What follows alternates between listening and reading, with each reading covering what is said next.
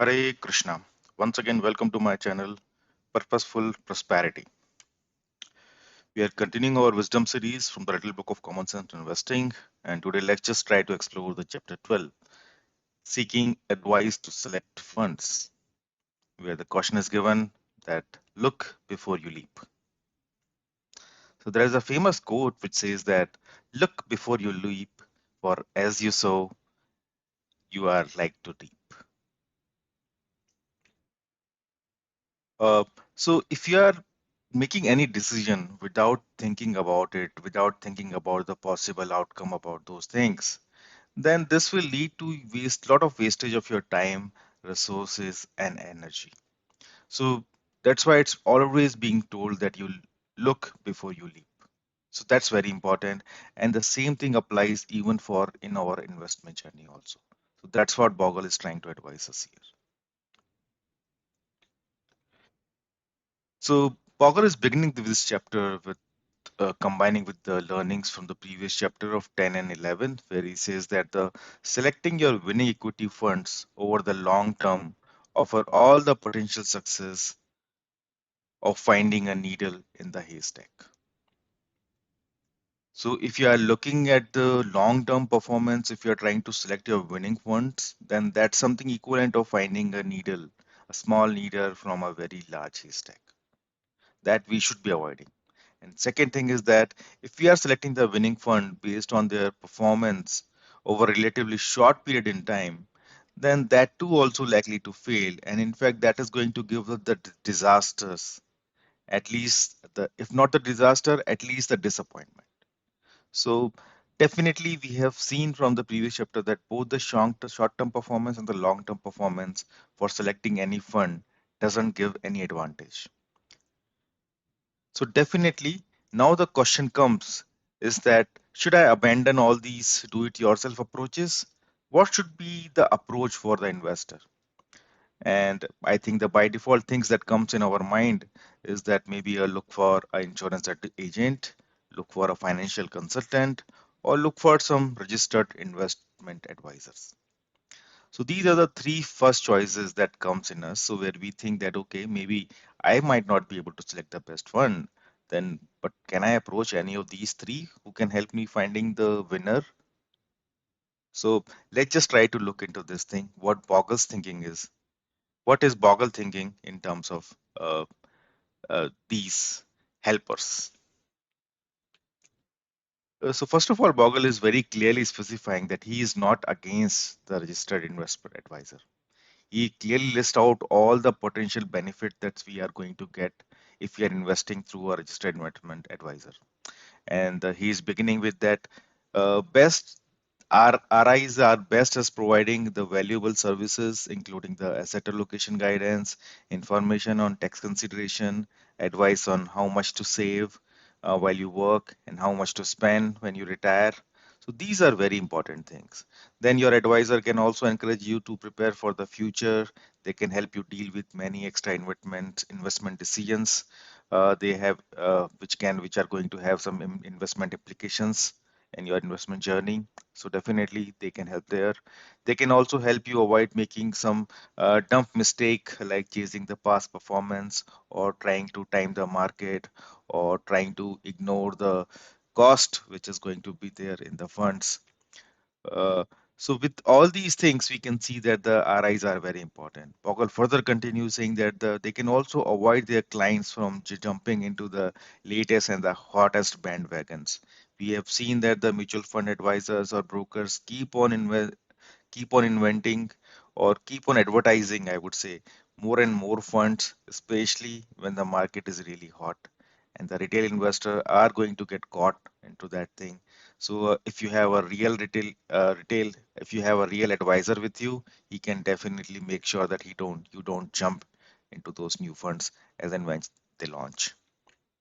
Bogle further continues some more advantage of advisors where he said that they can provide valuable services in helping to give you peace of mind, in helping you establish a sensible portfolio that match your appetite for reward uh, as per your tolerance and the risk levels.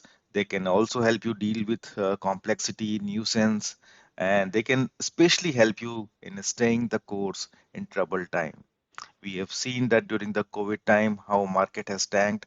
If that time, if your advisor have really keep your nerves calm, then he will be a really a true advisor for you.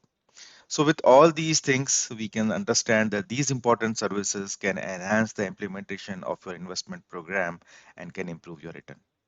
So Bogle is clearly establishing that our advisor is very important.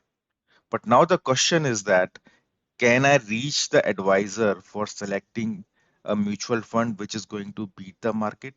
That's the important question we should be addressing here in this chapter. So here Bogle says that let's just understand that uh, can the helpers are going to add any value or are they subtracting value? So what data is saying? So as per Bogle, there is simply no evidence that fund selection, advice, IRAs and broker provide has produced any better return than those by the fund investors on an average. In fact, the evidence is completely the opposite or the other way. He also gave a reference to a study which has been held by two Harvard Business School professors concluded between 1996 and 2002, where the underperformance of broker channel funds, which are fund managed by the salesman employer, relative to funds sold by the direct channels, that cost investors approximately 9 billion per year. So definitely we see that they are not adding the values. So with the study, they are concluding that the weighted average return of the equity fund held by investors who relies on advisors average about 2.9% per year compared to a 6.6% earned by the investor who took charge of their own affairs. We can see it's almost close to 4%. So that 4% per year, that's very long. It's going to cause a lot of damage to our mutual fund journey if we're going to rely with that.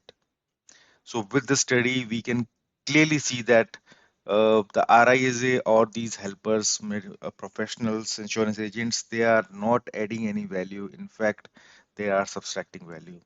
In the previous slide, we have seen that they are useful in many other things in our investment journey, but definitely they cannot help you select the best performing mutual fund. Bogle is further giving a couple more examples about the stockbrokers who also has a strong negative impact on these returns. And in the Fidelity studies, the Merrill Lynch funds were 18% below the fund industry average. The Goldman Sachs, the Morgan Stanley funds were 9% below the average. And then Fargo and the Smith, they were 8% below the in terms of 10-year returns. So we can clearly see that even the stockbrokers, not just IRAs, RIAs, in fact, the stockbrokers are also not adding values. So fund selection based on them also are not going to give us the market beating return. In fact, much lower returns than the market return. Now, the question you can be asking is that why is that performance failure? So this, as per Bogle, this simply arises from the nature of the job. The brokerage firm and its brokers, the financial consultant, must sell something every single day, every single moment. If they don't survive. So if a broker firm is not making sure that its user or its customer is continuously buying and selling, then how a broker firm is going to earn? Similarly, a financial consultant organization, if their consultants are not making sure that you keep on adding some new funds, exiting from existing old funds, keep on investing into new funds, if they don't do this kind of a rotation, how will they survive their business? If you see on a CNBC Awas or any investment advisor channel, if they keep on saying that every investor that okay, index in invest fund and you'll be good with your investment journey, how will those channels run? Then definitely they are there to tell you something which ideally you should be ignoring. So that's simply a noise they are creating, and we should be avoiding them. So we have to really understand that that's the main reason that these stockbrokers, these investment advisors, they are not going to uh, have any values in terms of selecting the market beating mutual fund. That they cannot do it. So Bogle further gives us another beautiful quote where it says that it was not surprising. The best time to sell a new fund to investor is when it hot. It often the worst time to buy it. We can clearly see that I think in the year 2000, I think there were many funds that were started because IT was at a boom time. Similarly, in 2008, a lot of financial funds were being invented. Similarly, every point of time, we see that any theme which is being really hot, so that's the one on which the funds have been created by the different different this fund in AUM industries, and they try to sell those funds. And if the retail investor is going to invest in those funds, it's the AUM companies which are going to get benefited, not the retail investor, because it's the worst time to buy them at the market peak. And Bogle also gives the example of Merrill Lynch two funds, the Internet Strategies and the Focus 20 funds. And with those two funds, uh, they were launched around 2000 time of the market boom where IT was at booming. And those two were terrible ideas as per Bogle. Why? Because they caused a lot of marketing success to the Merrill Lynch company. It makes sure that they were able to, in fact, they were able to fetch close to $2 billion in terms of investment from their clients. But it was an investment disaster for the clients because they lose almost 80% of their assets in both these funds. And then definitely such a big company cannot run those two funds which are having very low returns because their records, because these kind of records can make your company to feel embarrassed. So what they do, one of them get closed and second one got merged into some other fund. So we can clearly see that even such a big organization, they are not putting their customer or client at first. They are making sure that they are the one who are getting the maximum benefit, not their customers. So this approach definitely has to be changed. As per Bogle, we should be putting up our customer as the first thing. As long as the organizations are not keeping that thing, then these are going to create really a big investment disaster for their clients.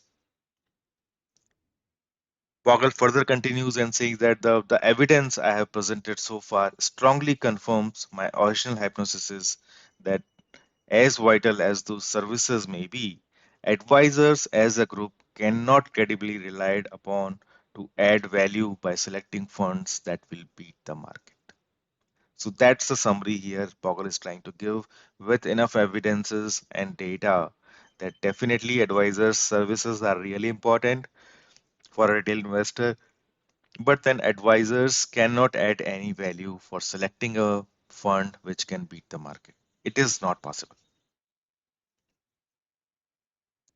Now, Bogle is also giving us that how robo advisors are coming into in a rise nowadays in the market. So let's just understand what these robo advisors are. So there are a number of funds who has taken advantage of this record keeping technology and offer computerized robo advice directly to investor with little or no face-to-face interaction. We have seen that now that AI into coming into the picture, more and more these robo advisors company are going to come. More and more solutions are being provided based on this record keeping technology to the customers as an advisors. And these firms claims that they will give you an advantage of tax loss harvesting, and they will also recommend the buy and hold. They will also do an asset allocation among the bonds and the index funds, and uh, and these kind of robo advisors typically invest in exchange traded funds or ETFs for the index funds. Uh, their annual fees is also extremely low compared to the professional financial advisors or the investment advisor fund that we have, because they have become, so now we can see that because of these advantage of record keeping technology and their low fees, they have become significant participant in the field of advice going forward. So Bogle has clearly predicted that this kind of advisors, more and more such advisors are going to come, which will be similar to the robo advisors. And we should be avoiding such robo advisors also. Why?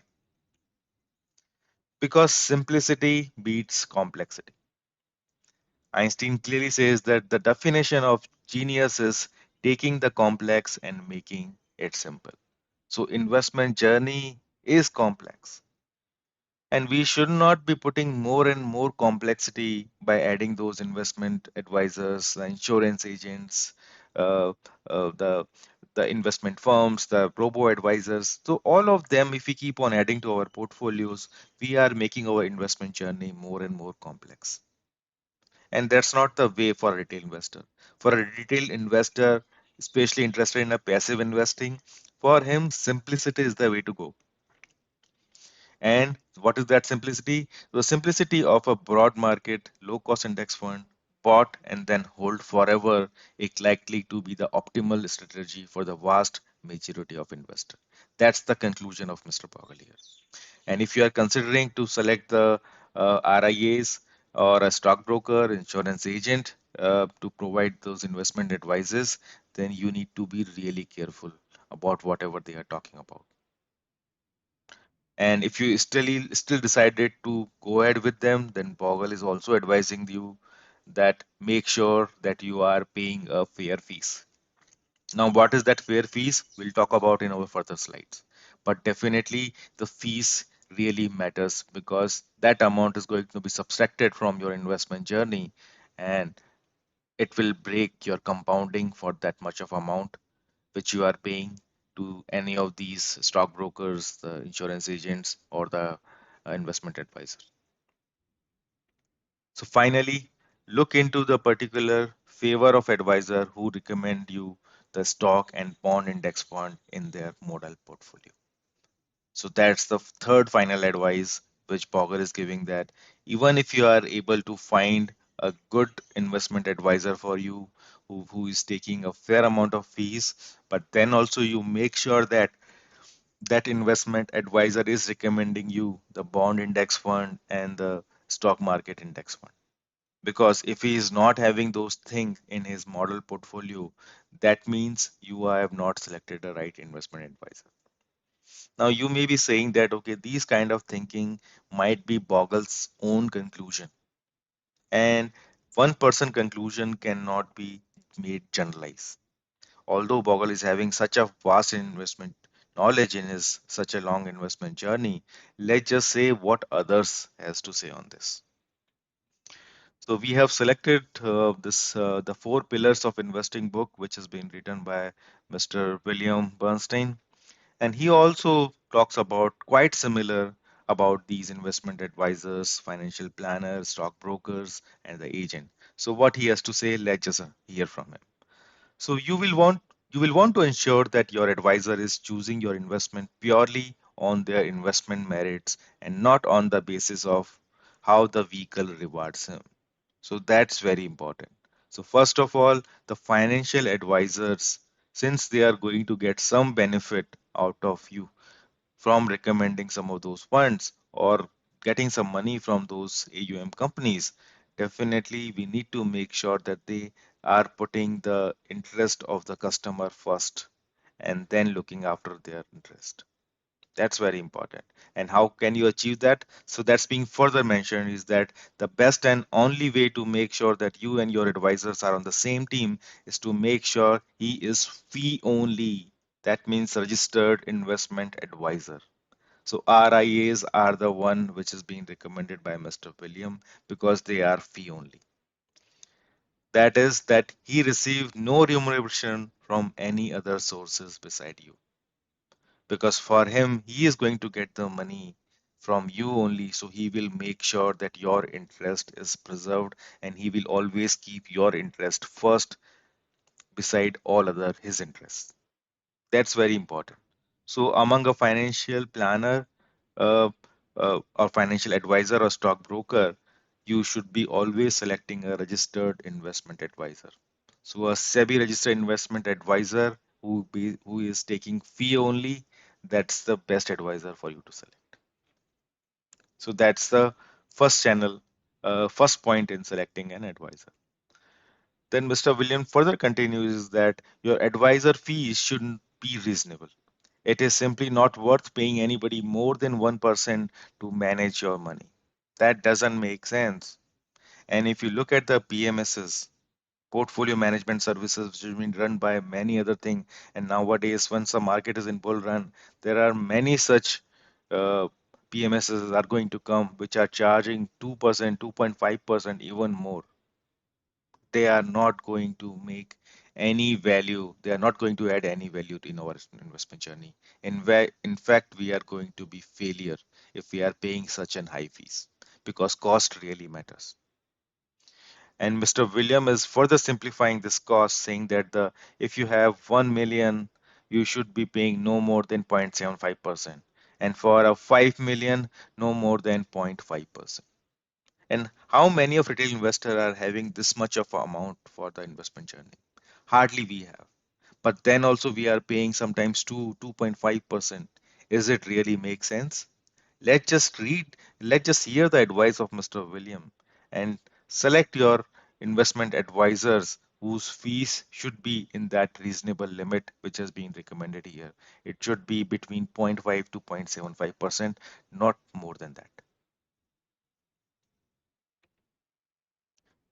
Then Mr. William further adding few more points where he says that your advisor should use the index and passive stock fund wherever possible. If he tells you that he is able to find managers who can beat the indexes, he is fooling both you and himself. See, that's the simplest conclusion. And I think nowadays I see many YouTube channels are running where people are asking questions. They are getting many financial influencer or even sometimes some advisors, and people are giving their portfolio. Okay, this I have in large cap, this I have in mid cap, this I have in a small cap. Okay, can you tell me is my portfolio is going to beat the market? Everybody is asking the same question. And to my surprise, all these YouTube channels, somehow the answers are also being given saying, okay, yes, your fund selection is really good. This is going to perform better return. But it is not. And if they are saying you, then as per Mr. Billiam, they are fooling both you and himself. So do we a retail investor want to become fool or stupid? No, we don't want to become. We want to become intelligent investor. So if we are the intelligent investor, we should be listening to what Mr. John Bogle or what Mr. William is saying. So we understand that first of all, we should be selecting the fee only advisors and they should be registered. For India, I would say they should be SEBI registered. Then they should be their fees should be reasonable between 0.5 to 0.75%, not more than that. And their model portfolio should include the index and passive stocks.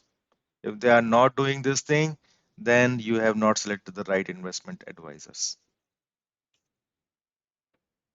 Finally, Mr. William is adding with a very strong quote saying that I refer to commitment to passive indexing as asset class religion.